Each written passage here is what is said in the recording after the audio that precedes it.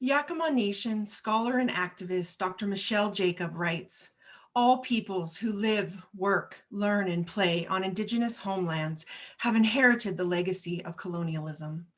To heal the soul wounds of intergenerational historical trauma, all peoples have an important role to fulfill. We all benefit from healing social change. Landing on Meaning is a project in which students consider traumas often hidden in plain sight in public monuments and memorials, visible symbols playing a major role in creating public memory and collective identity. But these are not neutral. There are consequences to how a story is told. While Confederate monuments receive focus, less attention is given to those recognizing the history of genocide and exclusion of Indigenous peoples.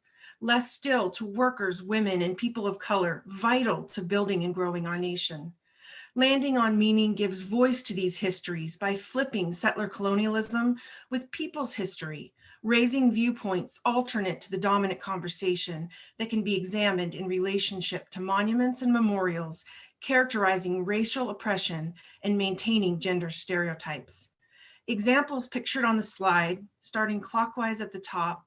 The face is carved on Mount Rushmore, meant to symbolize American freedom and democracy, but to American Indians like Oglala Chief Ben Black Elk, symbolize theft and desecration of a spiritual site. The Early Days Monument in San Francisco, depicting a Native American at the feet of a Catholic missionary and Spanish cowboy, critics call degrading and historically inaccurate. A statue in Virginia showing Lewis and Clark confidently viewing the Pacific Ocean for the first time, while their courageous guide, Sacagawea, is in a subservient position. In using monuments and memorials to study cultural landscapes, the question is not only who is remembered and memorialized, but how. Who has been erased? What does it say to a group when a historic figure who had committed crimes against members of their community is raised up on a pedestal?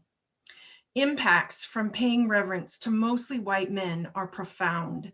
Less than 10% of all outdoor sculpture are dedicated to women's history. Symbols matter. What do they say to those neither white nor male? This project at Washington State University, in relationship with land grant heritage, contributes to understanding the symbols and systems of historical trauma and offers opportunities for accepting the important roles necessary on a path to healing social change. Thank you.